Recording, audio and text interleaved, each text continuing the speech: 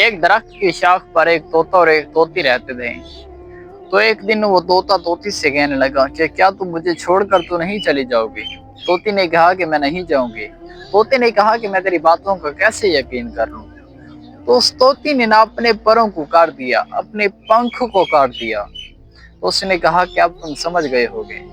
تو ایک دن طوفان آیا، تو وہ جو طوطا تھا وہ تو اڑ گیا، لیکن جو طوطی تھی وہ نہ اڑ سکی، کیونکہ اس نے اپنے پنکھ کو کاٹ لیا تھا۔